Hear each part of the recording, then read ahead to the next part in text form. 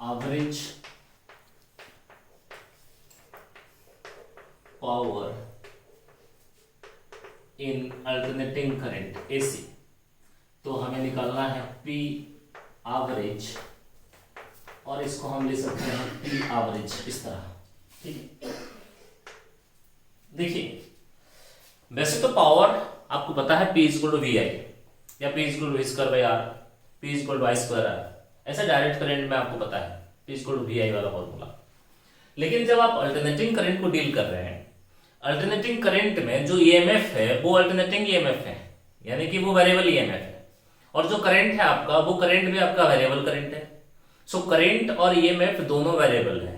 जब दोनों वेरिएबल है, दोनों हर एक इंस्टेंट में बदल जा रहे हैं, यानी कि पावर जो है वो सिंपली P इक्वल टू ई आई या P इक्वल टू वी आई आप लगा के काम नहीं कर सकते। इसमें आपको एक फुल साइकिल में, एक पूरे साइकिल में आपको एवरेज पावर निकालना होता है, ठीक है। सो ये एवरेज पावर हम कैसे निकालते हैं, पहले इंस्टेंटेनियस पावर निकाल लेते हैं, ठीक है। आपके पास अगर अल्टरनेटिंग करंट है, अल्टरनेटिंग सर्किट है, तो आपके पास जो ईएमएफ है, let the EMF is E is equal to E naught sin omega T, ये मान लीजिए आपका इक्वेशन नंबर 1 है, ठीक है। और जो करंट है यहाँ पे वो alternating current I is equal to I naught sin omega T, मान लीजिए इसका फेज है -5, ठीक है, और ये इक्वेशन नंबर 2 है। देखिए ये जो ईएमएफ है ये टाइम डिपेंडेंट है, और ये जो करंट है ये भी टाइम डिपेंडेंट है, ठीक है। तो ये इक्वेशन को आप बोलोगे ईएमएफ का इंस्टेंटेनियस ईएमएफ है, ये किसी भी टाइम टी पर ईएमएफ है। ये करंट को आप बोलोगे इंस्टेंटेनियस करंट है, किसी भी टाइम पर करंट के लिए इक्वेशन है, ठीक है। सो आपको पता है, we know that power is equal to P is equal to V I. So यहां पे P is equal to V नहीं, E आई। देखिए लेकिन ये जो E है, E is equal to E naught sine omega T, ये time dependent है, तो ये इंस्टेंटेनियस ईएमएफ है। और ये जो करंट है I is equal to I naught sine omega T -5, ये जो करंट है ये भी आपका इंस्टेंटेनियस करंट है।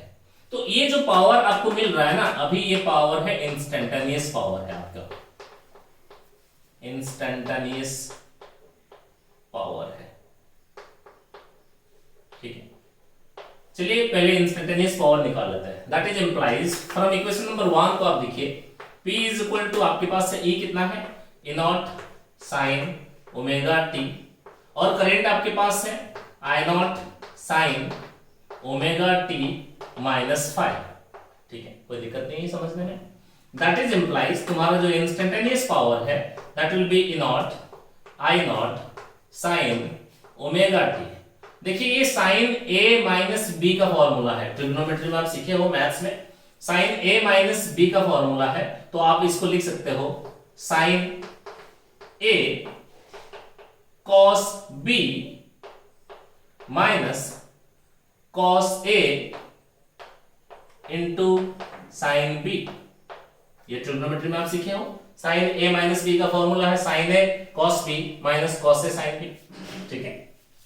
That is implies P is equal to E naught I naught, ये साइन ओमेगा टी को अंदर ले जाइए, दोनों टर्म्स में मल्टीप्लाई कीजिए, साइन ओमेगा टी अंदर भी साइन ओमेगा टी है, तो ये हो जाएगा sine square omega T cos 5 minus sine omega T cos omega T sine 5, sine omega T cos omega T into sine 5, ठीक है। अब मैं थोड़ा ये इक्वेशंस को, क्योंकि मुझे पता है ट्रिग्नोमेट्री में जो इक्वेशंस हैं, कुछ इक्वेशंस मुझे पता है, इसीलिए मैं क्या कर रहा हूं, इसको मैं 2 डिवाइड कर रहा हूं इसमें, और एक 2 मल्टीप्लाई कर दिया अंदर, तो 2 डिवाइड किया तो 2 मल्टीप्लाई भी कर रहा हूं, 2 sine square omega T into cos 5 minus इसमें भी 2 मल्टीप्लाई करना होगा, 2 sign omega T into cos omega T into sine 5। यहां तक सबको समझ में आ गया, ठीक है। दैट इज इंप्लाइज मैं यहां पे लिख सकता हूं P is equal to E naught I naught by 2। ध्यान रहे ये जो पावर हम निकाल रहे हैं ये एवरेज पावर नहीं है, अभी तक हम लोग काम कर रहे हैं इंस्टेंटेनियस पावर के लिए, ठीक है। देखिए सर यहां पे आपके पास एक इक्वेशन है 2 साइन स्क्वायर ओमेगा टी, ठीक है, 2 साइन स्क्वायर ओमेगा टी के लिए आपको ट्रिग्नोमेट्री में एक इक्वेशन है 1 minus cos 2 omega T. Formula क्या है?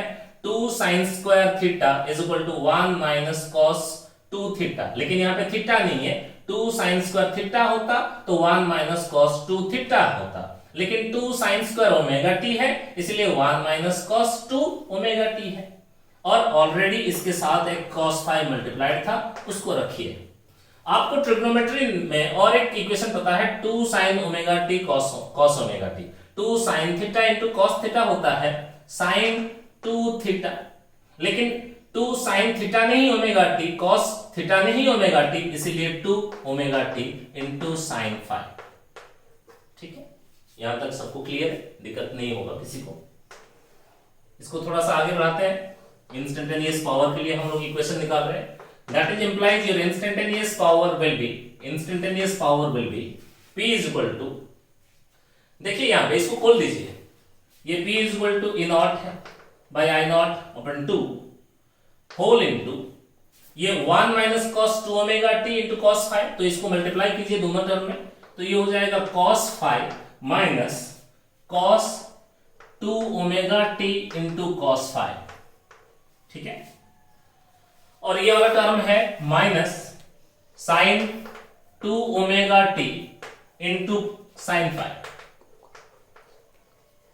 ठीक, जरा सा देखिए इसको, P instantaneous power E naught I naught upon 2 whole into cos 5 minus common ले लीजिए।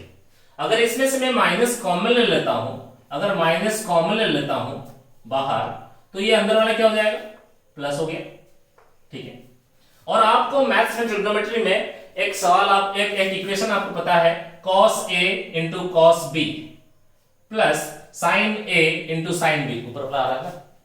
ठीक है ना, सो cos A into cos B plus sin A into sin B, ये वाला फॉर्मूला आपको पता है cos A माइनस B।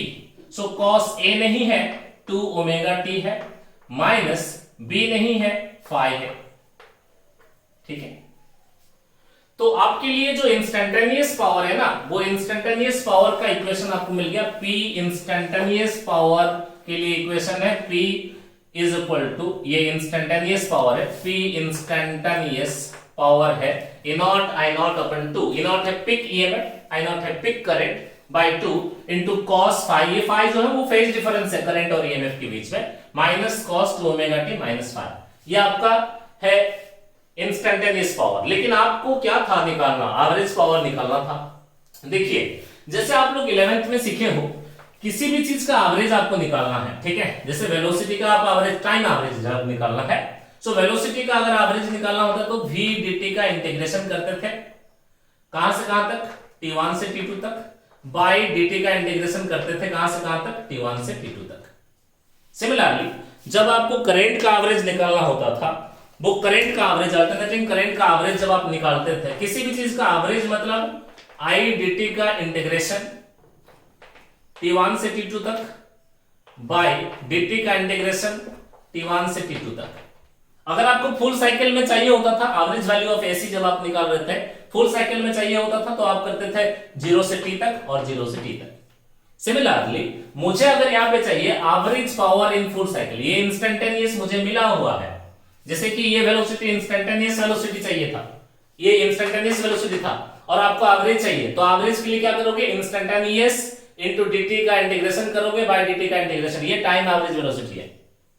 और जब करंट का एवरेज चाहिए तुम क्या करोगे? I dt का इंटीग्रेशन करोगे बाय dt का इंटीग्रेशन करोगे। सिमिलरली तुम्हारे पास इंस्टेंटेनियस पावर है, अब तुम्हें चाहिए average power in full cycle. जब फुल साइकिल में तुम्हें एवरेज पावर चाहिए होता है ना, तो तुम क्या करोगे? तुम्हारा जो लोअर लिमिट है टाइम का वो 0 है, और जो अपर लिमिट है टाइम का वो t है। तो किसी भी चीज का एवरेज चाहिए मतलब आपको, तो क्या करोगे? वो P इंस्टेंटेनियस इनटू dt का इंटीग्रेशन करोगे t1 से t2 तक, बाय dt का इंटीग्रेशन करोगे t1 से t2 तक। ठीक है, चीजें क्लियर है ना यहां तक? दैट इज इंप्लाइज तुम्हारा जो एवरेज पावर होगा, मैं इसको P बार लिख रहा हूं, एवरेज पावर है ये, P average is equal to integration of T1 नहीं 0 से T तक, क्योंकि मुझे फुल साइकिल में निकालना है। और ये P जो है वो इंस्टेंटेनियस पावर है, और यहाँ पे इंस्टेंटेनियस पावर दे रखा है, मिल गया आपको E naught I naught upon 2 whole into cos phi। जरा ध्यान से देखिएगा, लिखते वक्त गलती हो सकता है।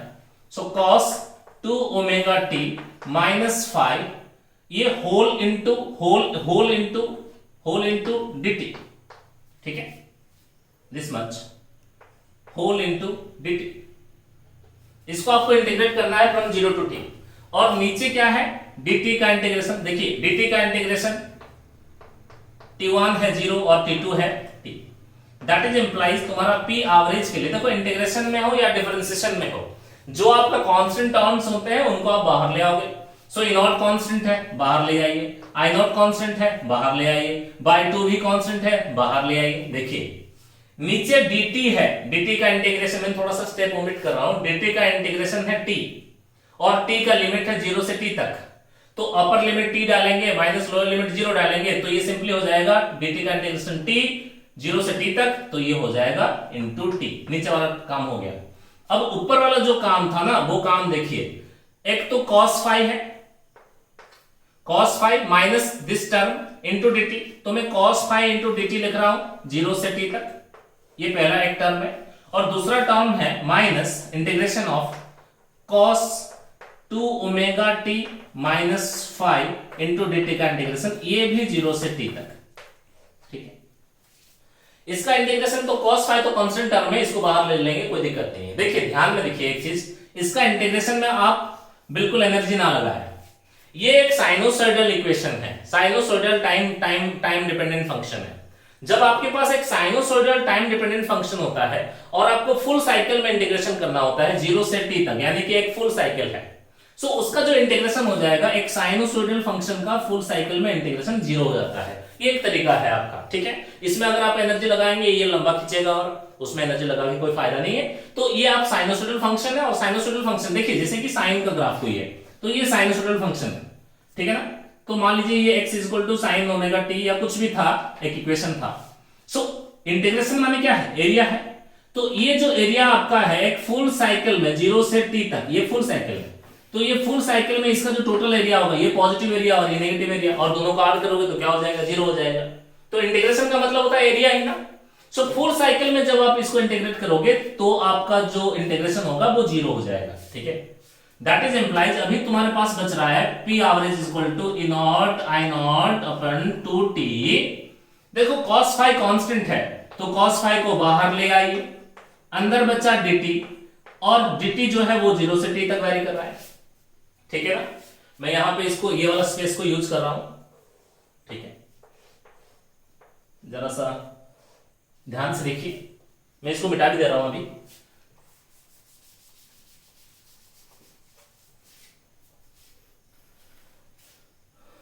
इसको देखिए प्रॉपर्ली, p एवरेज अभी क्या आ जाएगा, that is implies your p average is equal to e naught I naught upon 2t।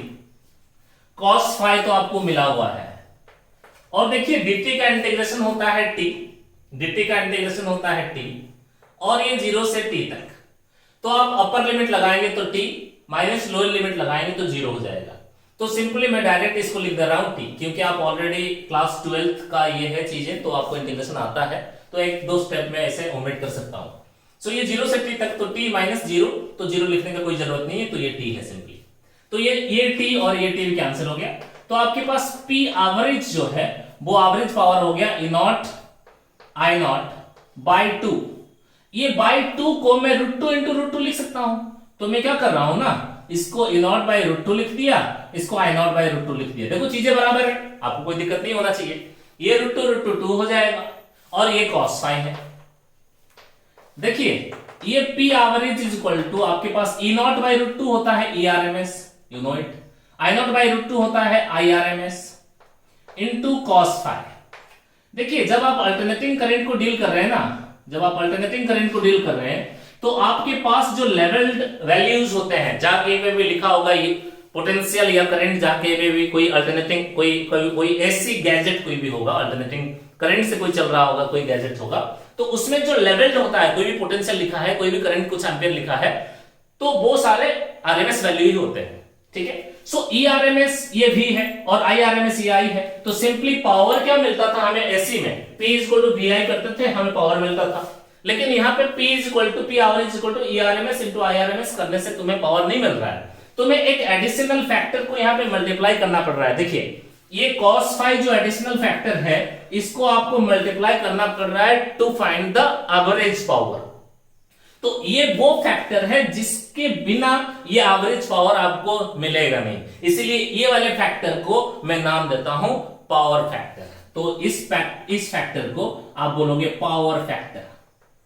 So power factor यहां पे आता है cos phi, और जो कि cos phi is equal to आपको पता है R/Z आप लिख सकते हैं, ठीक है। सो आपके पास जो एवरेज पावर है, that average power is equal to ERMS IRMS into cos phi। ERMS आपको पता है, IRMS आपको पता है, cos phi को हम बोलते हैं पावर फैक्टर, और cos phi is equal to R/Z, और ये Z जो है वो इंपेडेंस है, ठीक है। अलग अलग सर्किट्स में, जैसे कि कोई प्योरली रेजिस्टिव सर्किट है, कोई प्योरली कैपेसिटिव सर्किट है, कोई प्योरली इंडक्टिव सर्किट है, या कंबाइंड सर्किट है, LC सर्किट है, LR सर्किट है, LCR सर्किट है, तो वो सारे कंबाइंड सर्किट्स में भी आपको एवरेज पावर कैसे निकालना होता है वो आप आने वाले अगले वीडियोस में आप देख सकते हैं, ठीक है। Thank you.